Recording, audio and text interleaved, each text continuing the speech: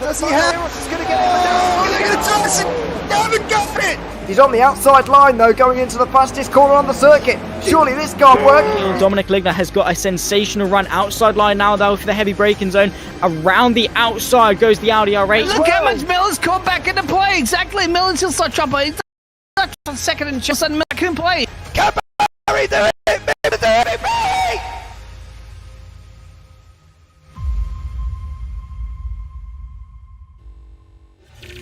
Good morning, good afternoon, and good evening from wherever you may be in the world, and welcome to Me Prefecture, Suzuka, Japan, for round number 7 of the Radical World Series Europe at Suzuka.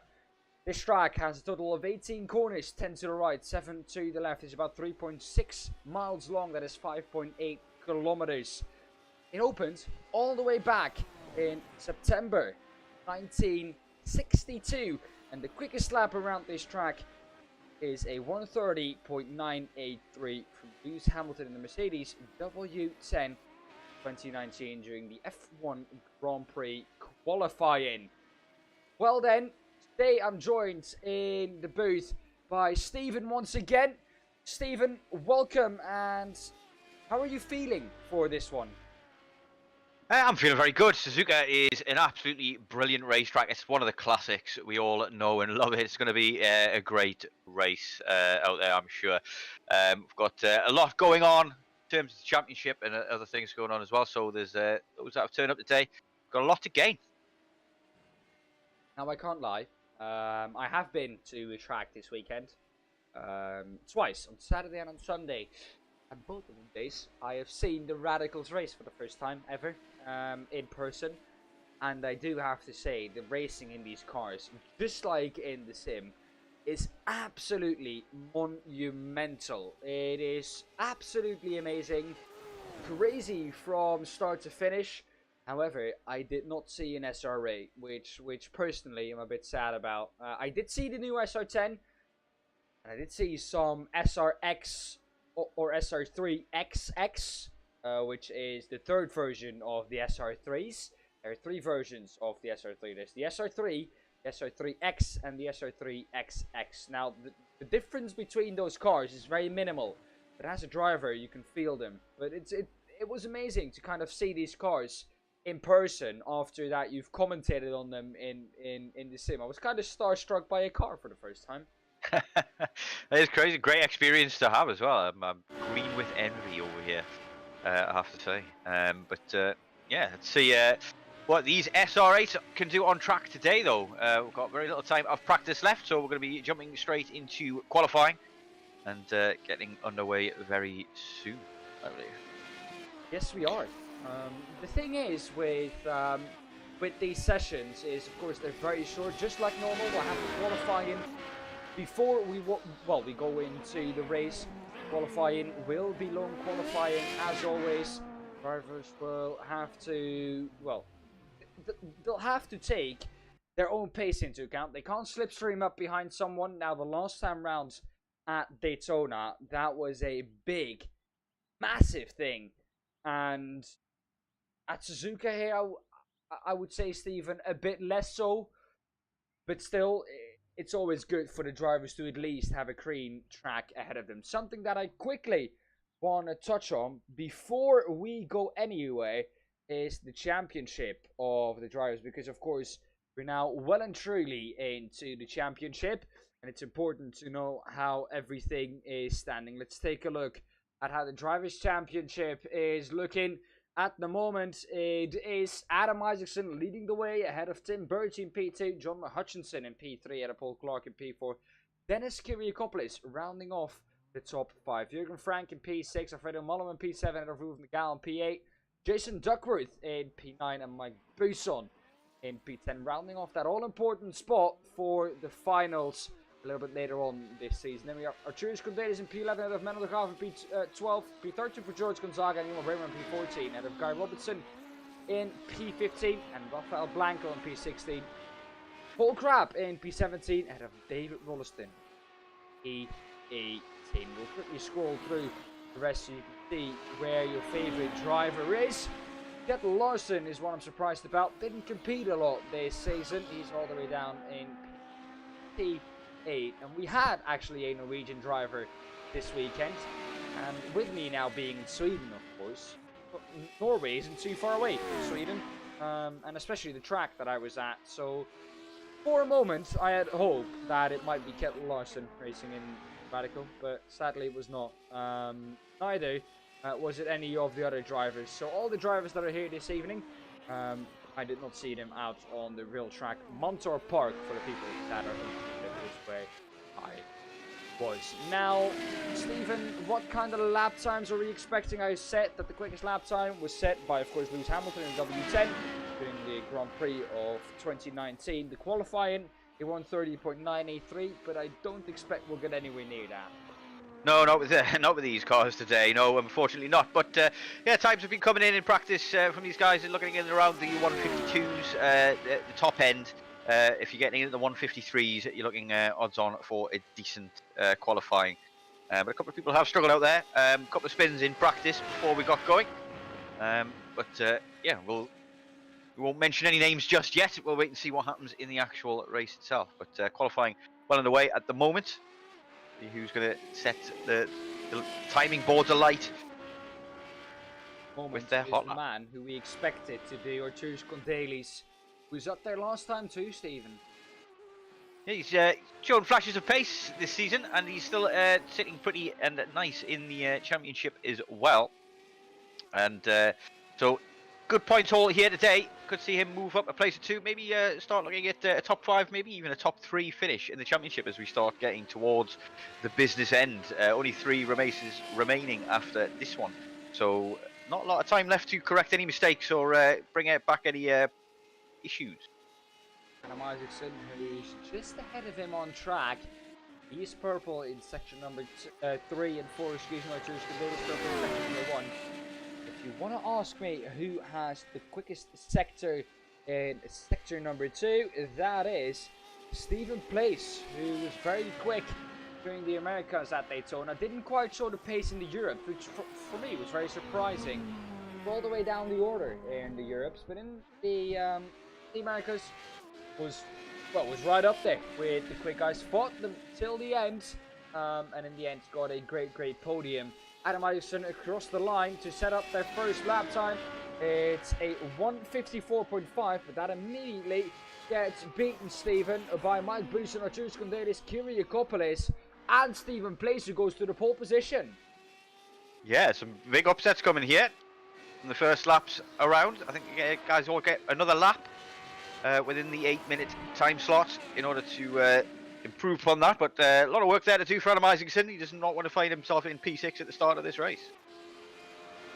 It's interesting, this track. Like I said, this track about 5.8 kilometers long, and some interesting corners. 130R, 200R, the hairpin all the way at the top, both Degners, which Adam Isaacson just went through. So an interesting track, and definitely one for the drivers to keep an eye out for. We'll take a lap with Alex Roggenberg. Let's go around this track and give you a lap on board with Roggenberg. Well then, coming on to the start-finish straight, going up through the gears. We've just gone through the last corner into first corner, which actually has the name first corner. Not the only track to name its first corner. There we go. How many times can you mention first corner in the sentence? Down to about third gear. Some drivers like to short shift to second. There we go. He did it too, to just turn in the car, back up, short shift to third, then through the S's and through the snake that they call it here at Suzuka. It's easy to kind of get offline here. Once you're offline for the first part, you're going to be offline for the rest of these S's too. Through Dunlop curve. It's a tricky one. You want to push on exit, but you can't push too much. Then into the Degners. Tricky one. You want to hit the curb on the inside. Not too hard though. Going to the outside. Again, all the way to the inside. Not too quick there from Roggenberg, but it's only his first lap. Tires still getting up to temperature. Then into the hairpin. Turning, braking at the same time for the first part of the hairpin, which is what most drivers will be struggling with. Apex, an early apex this time round for Rugged Buck. I expect with warmer tyres, the tyres at the temp in about 2-3 laps time, he will keep that pinned to the apex. Then through 200R onto Spoon. And easy to lose the car on the right hand side over the curb, doesn't risk it to go onto the curb, just wants to get a time on the board. Adam Isaacson has currently gone to pole position on a 153.359. Bleeding through Spoon, now on the backstretch to 130R, one of the most famous corners in motorsports. Is he going to keep it flat? Let's listen. He's not, didn't quite have the line through there into the chicane. The Casio was going to go way too deep, and it's going to have to go back on track. It's not going to get the lap time because his lap time will be deleted through the last corner. And it's now just setting up for that last lap, Stephen. Yeah, just totally outbraked himself there at the end of that into Casio, and just ruins his lap. But now he's going to set up and try and go again and recover. He's not got a lot of time left to go, but interesting tidbit of information about Mr. Roggenbuck is that he is one of only 2 drivers who has been ever present this season in the championship and have turned up at every race. The other being Jason Duckworth, who's also racing this evening in P8 at the moment. Oh, here's Jason Duckworth. Jason Duckworth, a familiar face, of course, to everyone, and especially if I take a look onto the TV cams. Look at that livery, the Castrol livery. Well, you can't really go more iconic than that, can you? On a radical. Certainly can't. With this paint scheme, Stephen, has seen so many championships, and well, Duckworth at the moment not quite there, I would say, to take it. But bringing back a iconic livery. Certainly is. I've got the same livery on my Toyota GT6, or the GR86, sorry. Yeah, GR86. In iRacing, yeah, as well. Yeah, one of my favourite liveries, and yeah, very famous on various different cars. I suppose most famously the Lancia Stratos had it, did it not? Might be misremembering that, but I think it did. Yeah, it did. It definitely did. Yeah, more noteworthy here today is Kyrgiakopoulos and Kudelis at the moment are literally have identical times as it stands. So very, very tight between those two on a 153.73 for both of them. How tight do you want it? Adam Isaacson, let's take a look with him. Here is the current provisional pole sitter. Tim Bertie, of course, was very quick last time round at Daytona 2. In the end, let's be honest, lost it to a very dominant teammate of his, and Tim Bertie in the end had to settle for P2. In the end, it was a 1-2-3 for Sim RC, so you can't really ask for more, can you? Also, Adam Isaacson was not there last week, so of course, a lot of points gained there in the championship. And a lot of points lost for Adam Isaacson. Adam Isaacson is in the championship battle together with one of the drivers of SimRC Beethoven. One of those drivers being, I think if I'm correct, Man of the Graph, not Man of the Graph, excuse me. It is Jürgen Frank who won last time round as well. Jürgen Frank, excuse me. But qualifying for Adam Isaacson has come to an end. He will go no quicker than P1, but you don't need to be any quicker than that, do you? Nope, I think we have our grid, to be honest. That's the checkered flag, and qualifying done with. We'll now have 30 minutes of racing. Still believe there are 2 mandatory pit stops, are there not? So people have... No pit stops. This is a 30-minute pit stops race. 30 minutes, okay. So you don't need to do any pit stops, which is super nice for the drivers to think about, because we had some pit stop calamities in the last race, which we'll touch on a bit later on. Adam Isaacson in P1, Tim Bertie P2. I chose Condalis P3, Mike Buson in P4, and Dennis Kyrgiakopoulos and Stephen Place on row 3. Rafael Blanco and Daniel Cascado on P7 and 8 on row 4. Then Jason Duckworth and Andy Pean round off the top 10. 11th is Sandro Capella ahead of Stefan Meres. Behind that in row 7, we have Guy Robertson and Alex Roggenbuck. That is a grid for this evening. A little bit of a smaller grid than we're used to here with the Europes, but nonetheless, we are expecting some great action, especially with the top 2, Stephen, being that close in quali. Yeah, we've certainly got 40 drivers who are going to be giving it their all, and these 2 guys at the front, there seems to be very little separating them. Tim Bertie was a little bit quicker in qualifying and practice before the race, but looks like Adam Isaacson has the advantage as it stands. Well, gridding is done. Take a look at how the drivers will be lining up. Here we go. Parfitt lights are on the gantry. Adam Isaacson is going to lead from pole position, but Kundelis with a rocket start. The Lithuanian with an absolute rocket start is going to look around the outsides of the first corner. Not going to make it, but Arturas Kundelis, Stephen, an absolute rocket start in the background. A rocket start for Daniele Cascado too. He's up into P6 after that start, but what a start once again from Arturas Kundelis. He just seems to have them absolutely nailed down.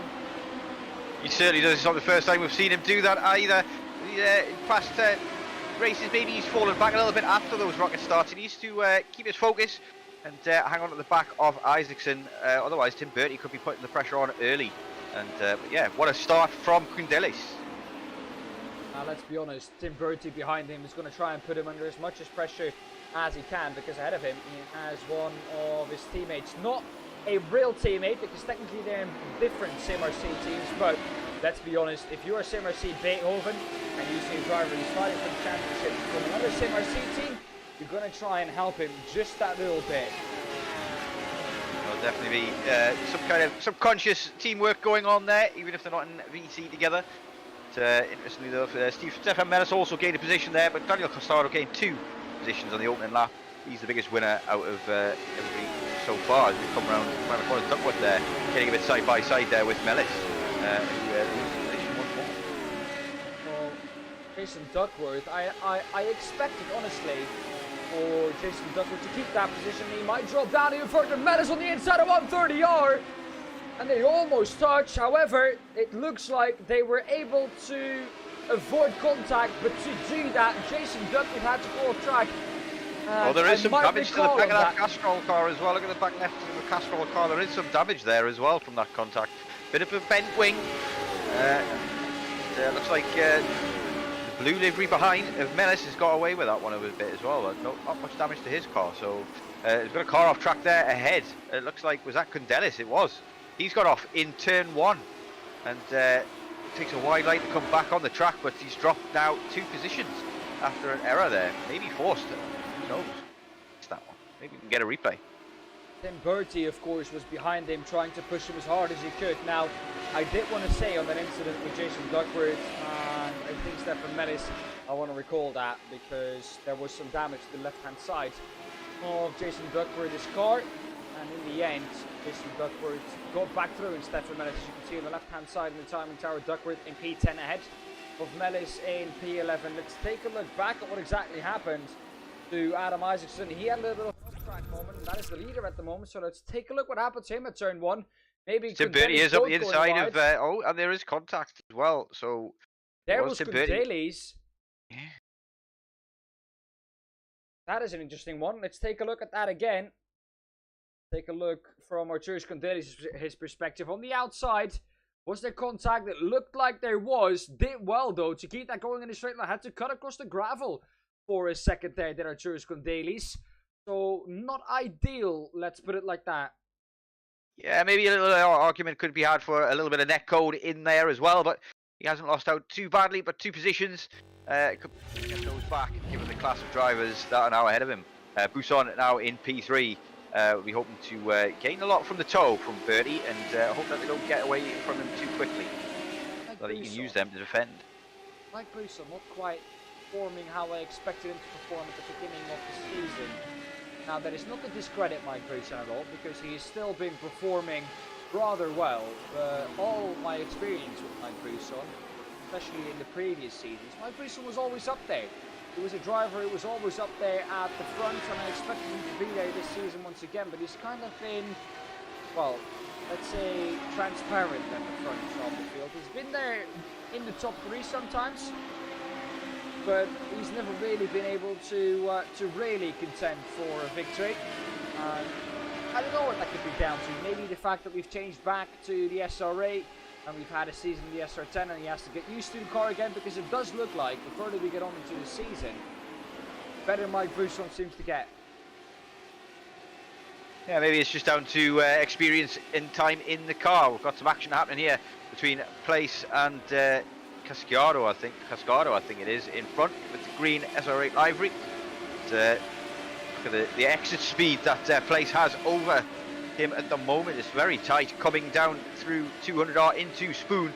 And it's a very good overtaking spot, this. If he can get the inside, the other guy has to give it up around the outside. And contact between the two! Yes. And Cascado is off, and that was unavoidable, really. And you could say again, there might be some netcode involved in that, because it didn't really look like they touched there.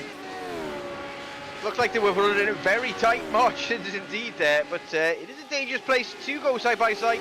Maybe that was a case of Place putting his nose into the... Oh, it looks like he was off. We've got the replay again there. Yeah, just maybe putting his nose where it maybe didn't belong. Didn't really have his car far enough alongside to warrant space there. Maybe should have backed out of that one, but Cascado is the guy who comes off worse. Drama here at Suzuka. I can tell you, Stephen, from personal experience this weekend, that the nose of the SR10 doesn't give like it has on Cascado's car. If you do crash like that, it's pretty much, well, part of the nose is off. And the noses of those SR10s, especially this weekend, were a big talking point. Very fragile. You can't really touch with them because, well, touchy in these cars, especially this weekend, meant that your nose came flying off. So, yeah, an interesting one this weekend. You haven't seen that so far here, but there has been a lot of net coding going on. I don't know what that is down to. However, Adam Isaacson has had no experience with that because he has just been leading by at least half a second so far the whole time round. Of course, behind him he has his Tim RC companion, Tim Bertie, not on the same team.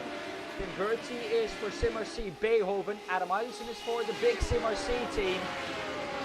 At the moment, it looks like Sim RC is leading the Drivers' Championship and Sim RC Beethoven is leading the Team Championship. So both Sim RC doing a good job in the Drivers and the Team Championship. So that tells us even that, you know, Sim RC is a very well established team. Certainly, yeah, lots of talented drivers within as well. But it's Arturus Kundelis at the moment who has the fastest lap last time around. And we'll see who's got the fastest one this time around as the leaders start coming down in Casio now. Trying to break, so the Team 30 is really piling the pressure on as Behan and Duckworth go at it as well. Duckworth, with that damage, of course, will be hindered a little bit. It's going to make this maybe a little bit easier on Behan to get past. Now, quickest lap time this time round for Tim Bertie, 53.0. We have seen quicker lap times. We have seen a 52.8, I think, but that was with an off-track in it, so that does not count as a quickest lap, Stephen. That's maybe why people are getting confused, but no. At the moment, the quickest lap time just run by Tim Bertie. Good evening, Peter Peoples. Welcome into the stream too. Good evening, everyone, over on the Radical Sim Racing Channel 2. Adam Isaacson is still leading this race as he does. It's been between Jurgen Frank and Adam Isaacson. If one of those two drivers is competing, kind of almost expect them to win the race. If they're both competing, well, we have seen that before. They might go off together. Rafael Blanco talking about going off is one of the drivers who went off. While we were talking about Adam Isaacson and Tim Bertie. Oh, there's another one off there as well. Duckworth in the Castrol liveried. What has happened to him? The left rear of that car already damaged. We saw that a bit earlier on. Take a look at what happened to Rafael Blanco a bit earlier on. Bit of highlight reel here. Rafael Blanco, this was where he went off on the exit of the second of the two Degners. Here we go. It's going to spin off, and I like how, well, yeah. He's done very well to minimise the damage on the car there, you have to say. You have to say he's kept that out of the barrier amazingly well. We didn't get a very good shot of it through the overpass, but and there's the spin that you can see there just ahead of the Castrol car as well, who just gets on the loud pedal a little bit too early with the green car chasing from behind, putting the pressure on. And long wait for the whole field to get past. And I didn't need to wait long. Not too many cars coming up, so he could just floor it, get it back onto the track and floor it again. Behind that, I think, was Alex Roggenbuck, who tried to couldn't quite overtake him before he got going again. Alex Roggenbuck still behind him. Adam Isaacson also still leading the way ahead of Tim Bertie. But Buisson and Bertie have now caught up to the back of Isaacson. Well, Isaacson is under pressure here. It's not going to be an easy victory for him if he is going to take it. So he's going to have to fight his own Simmer C companion or Mike Buisson. He's been here before though, has Isaacson, and he's got the experience to deal with this. He has the joint most wins so far this season, with 3 apiece between him and Jürgen Frank, and this is round 7. These guys are the only 2 who've actually won races so far. Tim Bertie yet to get a win on the record, but he's been extremely consistent so far this season, and he's still in with a shout at the championship as well. He may have something to say about it between Isaacson and Jürgen Frank. Well, if Adam Isaacson is going to allow a teammate to win a race here, especially with Jürgen Frank not being here, could he give it to Tim Bertie for the teamwork that he did to get a Jürgen Frank last week? Do you think Adam Isaacson is going to do that personally? I want to give my answer. No, I think they're going to race. I think they're going to race. I think Isaacson needs this. Certainly needs this. So for the championship, I mean, the championship is tight. The scoring system here in the championship is only 2 points between each position. 50 points for first place, 48 for second, and so on. And so you get the lower reaches, and it becomes a bit more of a sharper fall off. But 2 points only being the difference means that it's very tight still in the championship. So Isaacson's not going to want to give any points away to Bertie. Bertie, who's been so consistent this season, could still well pip him to the title. He doesn't want to give the title away. He's certainly going to keep his focus here, though. Keep Bertie behind, fend for his life. Tim Bertie, he's familiar to running in seconds after last week at Daytona. However, at Daytona, it was a bit closer. I think there was about half a tenth between the drivers there to try and push each other along that banking. None of that shenanigans here this weekend at Suzuka. This track, there is no banked corners. Well, there are banked corners, but definitely not as banked and not as long as they were at Daytona. I think the second Degner is banked on the inside a bit. We call that cambering track because you can't really call it a banked corner with the way that it is shaped. It's really camber in the road. It's an on-camber corner, so it kind of rolls you through the corner. It helps you through the corner.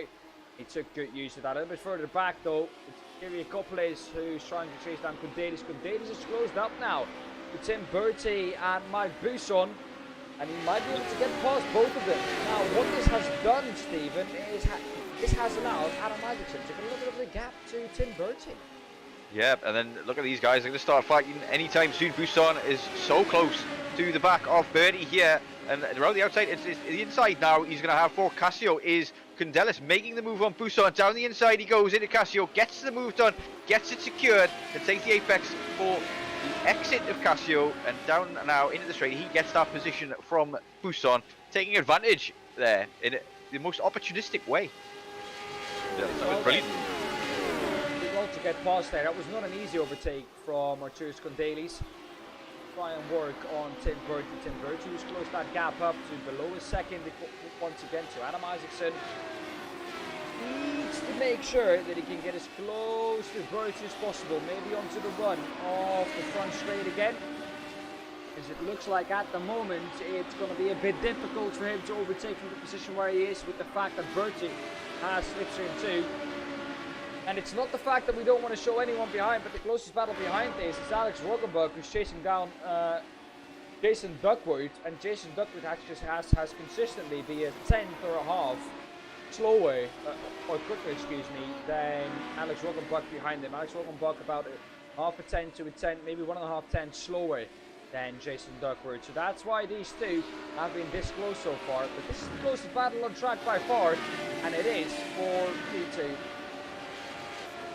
Yeah, it's an exciting battle here at the front as well, but Isaacson seems to be having starting to stretch his legs a little bit and just extending that gap over time over Bertie, and then Bertie then going to fall into the clutches of Kundelis as a result of that, because he doesn't have the toe and it's going to be important that, so especially down the back straight, down into 130R, could be very important down there for sure.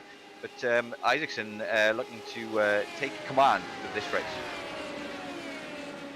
Well, Mike Buson is also still at the back of this battle. Bailey's ahead of him, like we said, a great overtake last time round, exactly at this corner at Casio on Mike Buson.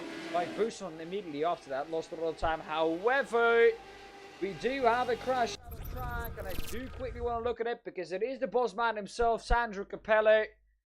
And what has he done? Into Casio, he goes to his, does he touch the grass? No, he just outbrakes himself, goes straight on. Gonna get back onto the track. Wasn't really a crash, just outbraked himself. Luckily for Sandro Capello, nothing that is gonna end his. Has to take an alternate route through Casio, but back onto the action, and it's 1.2 seconds. The gap seems to be holding firm, Bertie, but Bertie means maybe trying to overdrive the car a little bit to try and close that gap in. As we just past the halfway point, 14 minutes remaining here in Suzuka. It's hotting up to be an exciting one. Isaacson at the moment stretching his legs and just taking large strides away from the pack at the moment, leaving them behind the fight amongst themselves.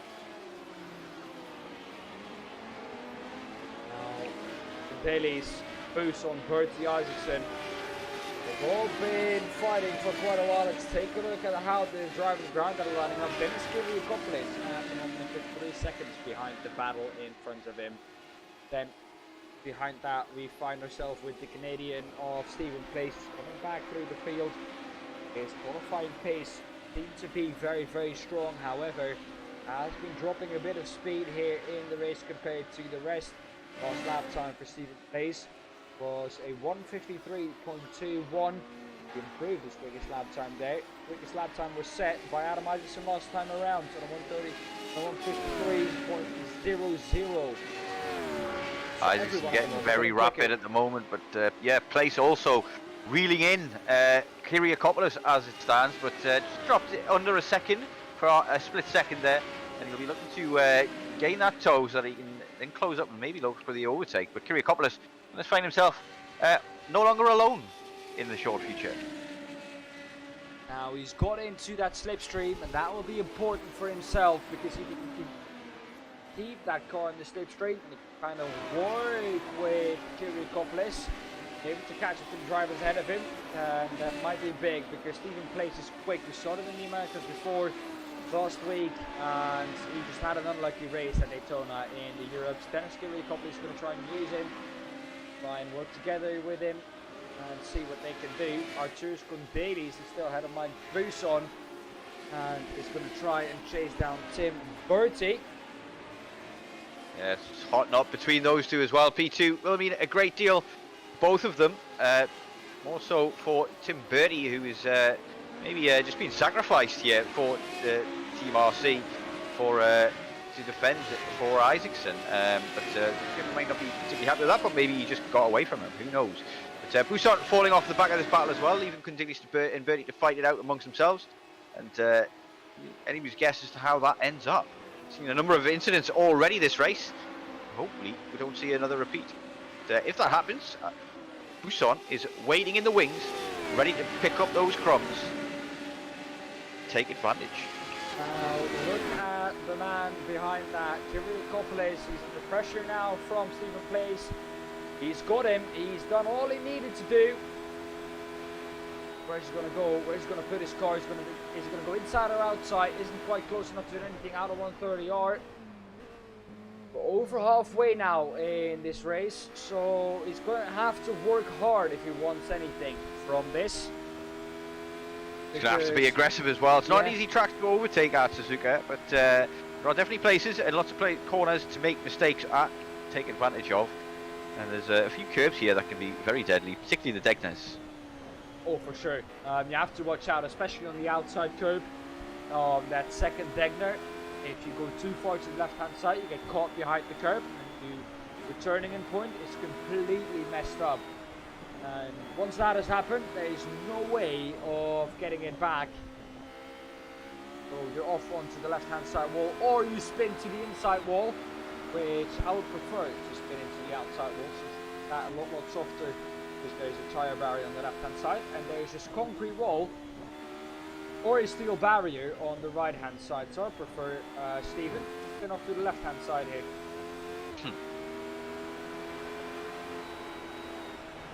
Actually, to preserve yourself or to preserve the car? What are you trying to save there? Both, preserve the car and myself. I think the car would be in better shape if I crash into the tyre barrier at 150 than it would be if I crash into a metal barrier at to me, it sounds like you're planning for failure. You shouldn't be planning to crash at all. Exactly, I was going to say that after.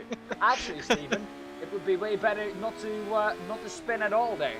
So yeah, these drivers, I think we've seen one spin there, but that has been it. And so far, I think that is, well, they haven't done too bad because we both know, Stephen, that the Deckners, who just touched on it, they're so tricky. They're so difficult to get right time and time again. Oh. Stephen plays to the outside of Kyriakopoulos. Going to try and set him up, sets himself up though for a little bit of oversteer on the entry. A little bit too quick into there. Meanwhile, Bertie at the front sets the quickest lap time. So he does. He's caught up to the back of Isaacson again once more and stretches a bit of a gap now to Kundelis, who's now 9/10 behind with place there into Casio, trying to outbrake his opponent. Did not work out too well for him. Yeah, I think he got a bit of a lock up there at the death. Maybe couldn't get turned in because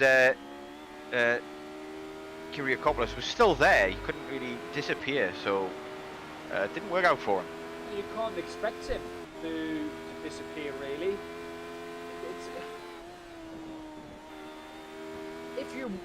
Once you're there, you kind of have to give that driver room, and he did do that. Kyriakopoulos, however, it looked like if he did carry it around the outside Stephen Place, he would have quite run out of room there on the exit. Now, I don't think Stephen Place it's going to hold him back from trying it again. We know how quick he is, we know he has the pace, we know that he is an aggressive driver and he needs to be aggressive because there's only about 8 minutes left. If he wants to try and have any chance to get onto that podium to try and catch up to Boson and Condalis, he needs to be past Kyriakopoulos as possible, and even then I think he needs to gain about a second a lap to really have a chance.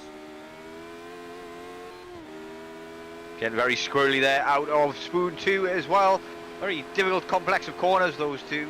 Got to really pick your apex point, and it's blind as well out of that second one in order to maximise your speed down this long straight into 130R. He's going to go again for the outside. He's not really got a choice with the defensive job that Kyriakopoulos is doing. But, now a better exit though. He set him up for it. Did he? Is he going to be able to get the run down the turn? Well, there's not a lot of space down this main straight down past the pit lane, and in order to get the move done into turn 1, you really need the inside. The guy ahead is never going to give it. He's going to go for the dive here, though, is he? He doesn't look like he is. Backside. Oh, he is. He's putting his nose in there. Ooh, he's putting his nose in there, isn't he? That's extremely aggressive. Just letting him know he's there. Letting him understand that he's here, and look at how close he's getting through the S's as well. He's carrying so much more speed here. Unbelievable driving. Now I do think that Kyriakopoulos already knows that he's there, and he will know now for sure. Kyriakopoulos is all over the exit of Dunlop. It's now going to go into Deckner with pressure once again for place, with both drivers on the edge of the grip, on the edge of the car, on the edge of the track. There isn't more that either the track, the car, or the driver can give. This is absolutely racing on the edge. And I have a feeling once Stephen Place gets past Kyriakopoulos, he might be gone too. But the longer Kyriakopoulos can try and extend that happening, better it will be for him. He needs to fight tooth and nail for this position. Does Kyriakopoulos. He can't give it up for a moment because he knows that this guy's caught him up by a couple of seconds. 3 seconds I think the gap was in the early stages. And he knows he's a lot quicker, so once he does get past, like you say, he's going to be disappearing into the wind and be very difficult to catch up. But Bertie has also managed to catch up with Isaacson at the front, and Kundelis is now struggling to hold on to those two. And it's starting to get very exciting as we come into the final 5 minutes here at Suzuka. Final 5 minutes. Stephen Place is going to wait once again. Wasn't close enough this time. Not going to try it. Once again, he's going to try and go for that better exit. I think he's going to leave a better exit than he did last time round. 2.5 tenths is the gap at the moment. It's not going to be enough. He's gaining within 2 tenths now. Now he's really starting to gain, but I have a feeling once again going to be too late. And he's going to have to try something audacious here. And he's not going to do that. He's not going to take that risk. He's trying to take Dennis. Or trying. He's not going to risk taking Dennis Kiriakopoulos out. So he just needs to be patient here. Yeah. Like you say, it's well, wait for the right moment. To be patient. It's only 5 minutes left. He needs to get. I mean, he needs to get past the right way. You can't put the guy off. He's got to be patient, pick the right time, and force the mistake. He was doing things the right way, I guess. Last lap, where he was putting his nose where it didn't. Well, Kiriakopoulos definitely didn't want it. And that's going to give Kiriakopoulos something to think about the next time he attacks. So he needs to be assertive, brave, and decisive in his overtake here. I think he also put his nose at the inside where Kiriakopoulos did not expect it. I think once we went through the S's, through the second lap handed, he just put it up the inside, and Kiriakopoulos turned in, and I think all of a sudden he got the voice from his spotter, car on the left, and he was like, okay, have to give him room, else I will die. And luckily, that did not happen. Gave him the room, but in doing so, kind of a jerky movement, which lost him a lot of time too. Once again, down to 130R, squirmy on exit for Stephen Place. Where can Stephen Place put his car here? It'll be very difficult to make any kind of move in at 130 yard. Not a place you can go too wide through. It's going to be flat out or thereabouts. But down into Casio is definitely the better option. But a difficult and heavy braking zone is there. They're both that inside curb and the other inside curb of Casio. And a lot of curb there on the exit for Place as well. And that's costing him time down the straight, I believe. He's got the toe still. He's going to be able to hang on to the back of Kiriakopoulos for a little while longer. He needs to get a shift on, get the wriggle on, and get past. Otherwise, he could be staring at the back of that Kiriakopoulos car for a while longer until the end of the race. Talking about someone who needs to get a move on if he still wants to get something. It is Tim Bertie who is in P2 at the moment with Berman behind his companion. It's Simmers Adam Isaacson, who's been at about 9-8 tenths this whole race long. He's been up and down, he's been fluctuating a bit. But he's never been able to get closer. If he still wants something, he needs to kind of close off now, as about 2.5 minutes left to try and get past any of the drivers that are in, which will only be Adam Isaacson. Traffic, I don't think, which is something I would account for, will come or won't come into play. Cascado is out, the only driver out of this race, and driver P13 Robertson is now going through the Casio chicane. So a lot of room still for Tim Bertie to catch up to him, and I don't think it's going to be too big of an issue. Not Isaacson once again showing he's got enough in the bank to keep Bertie at bay here, doing a very impressive drive. Led from start to finish so far. Candelas as well, not doing a bad job to gain a position in P3, I believe. I know he started in P3, so it looks like it's yeah, top 4 is as you were in qualifying at the moment. What more can you ask for? Top 5. What more can you ask for? The top 7 actually is how they were in qualifying. Only drivers who have moved up or gone down a position. Mellis, who's up for a biggest deal in this race, and Andy in P9, then Jason Ducker dropped down 1, so those two change around. They're back in the same position where they were before. Then you have Alex Roggenbuck up 3. Sandro Capella down 1, and then of course Daniela Cascado, who is down 6 positions. That is quite a big loss, to be honest, for this race. Daniela Cascado is doing really well. Fortunately, it is about making it to the end, and Daniela Cascado failing to do so in the race. It's unfortunate for him, but happens to the best of us at times, as we are coming on to the final lap, I believe, as the leaders head through the hairpin as we speak. So I'm following on board here with Place, who's still got Kiriakopoulos acting as a roadblock in front as he gets a very almost sideways there, heart and mouth moment for him, as if you go over too far over that curve, like we were saying earlier, it can spit you out and into a very deadly wall. So he's done very well to recover that one, but struggling to get past Kyrgiakopoulos here. Kyrgiakopoulos seems to have him covered.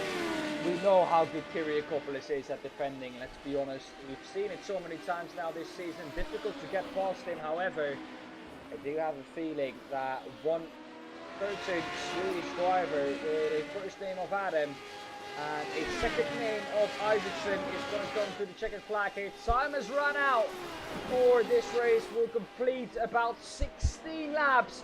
The checkered flag is out, and the first driver who's going to take it will be Adam Isaacson. He comes through to win another one.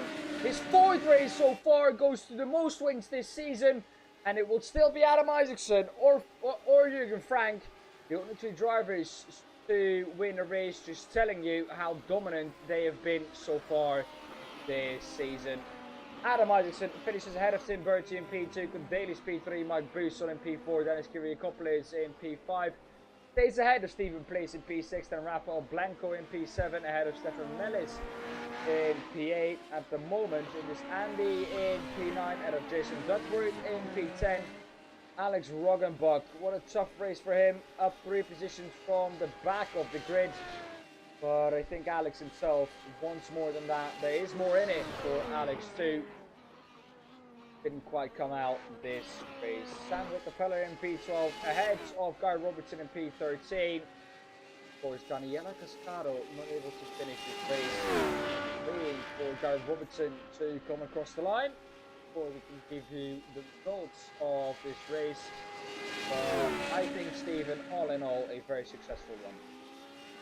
Yeah, Adam Isaacson will be very happy with this evening's events and how they unfolded, from start to finish. Fantastic drive from him, and gets another win, an all-important win on the board as well. Looks like it's going to be a very tight championship. Going to go down to the wire. 3 more races remaining, and remains to see who's going to win this one. I mean, it could come down to anybody. A number of people are in the running still, just because they've been so consistent and turned up to the majority of races. It's a real head scratcher as to who's going to do what. Well, the results are in for the race, and let's take a look at them. It is going to be Adam Isaacson ahead of Tim Bertie in P2, Jules Kondelis P3, rounding off your podium. A Lithuanian, a German, and a Swedish driver on the podium. All 3 different nationalities. Mike Bousson in P4 and Dennis Kyrgiakopoulos in P5. Actually, I think it is the top 8, all different nationalities. Stephen Place from Canada, Rafael Blanco from Uruguay, and in P8 it is Stefan Mellis from Belgium. Then we have of course the Swedish country of the UK with Andy in P9 and Bousson of course in P4.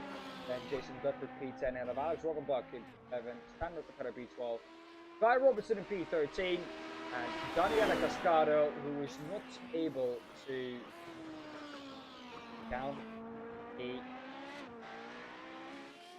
Take a look if there are some drivers who will be up for a little bit of a chat to us. I think we have the winner of this race with us here this evening, Adam Isaacson. Welcome into the booth. Thank you. Adam, we saw the pressure that you had for most of that race from Tim Bertie and Artus Kondelis behind you. What was your magic words, your magic line, whatever it might have been, to cope with that pressure? Well, I definitely had to stay really focused the entire race. Even though for the first half, I made a lot of mistakes, which I guess was partially down to not having a lot of practice for this race. But yeah, it was tough. I definitely had to push. Well, in terms of the tires, because we always ask this every sprint race that we go to, how were the tires? Could you push on them for 30 minutes long? Because this is quite a very tire-heavy circuit. I think it's fine as long as you don't overheat them. You can push them, but you need to push them in the right way. Can you explain to the You viewers at home you what can't be having exactly you slides mean and stuff. Sorry? Can you explain to the viewers at home what exactly you mean with getting them up to temperature and keeping them in the right window, and how you do that? Basically, it's like what you really don't want to do is overdrive the car, which is very easy to do in this car. So like braking too late and trying to get a bit too early on the power. Because then you're definitely gonna overcook your tires, and most of the time it's not even gonna make you quicker. Even like over a single lap.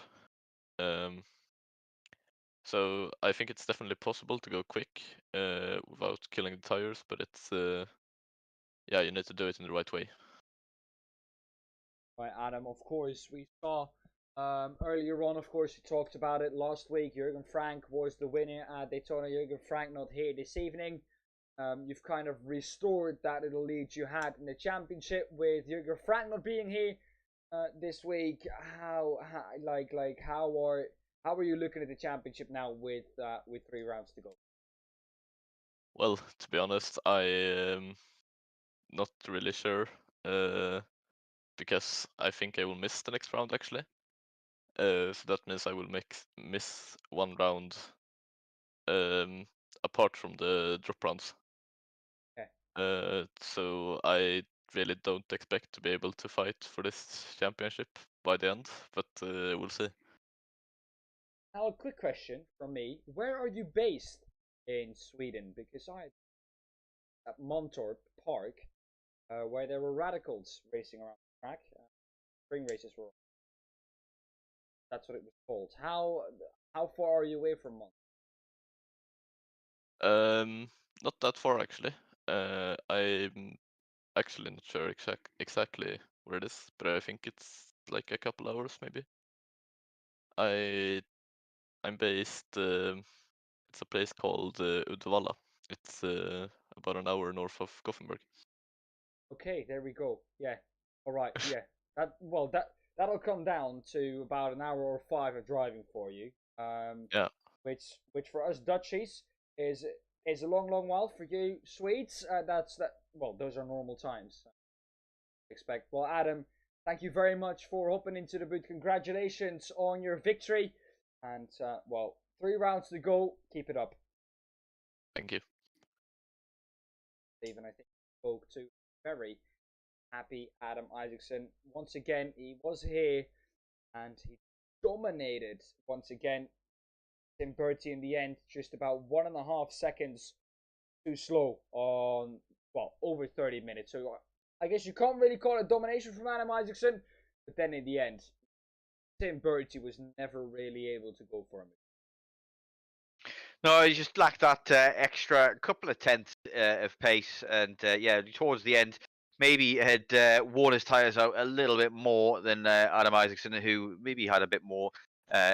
Held in reserve for the first half. Like you say, he was making a lot of mistakes, but the championship itself is still wide open, and that's the important thing that these guys are going to be focusing on a lot now. Tim Bertie, with his another P2 finish and a regular showing in the podium position, means that he's in contention. Jürgen Frank and Adam Isaacson both winning races left and right, but Tim Bertie has just been quietly sneaking in those points in P2s and P3s. The season's gone on, and he could come good at the end.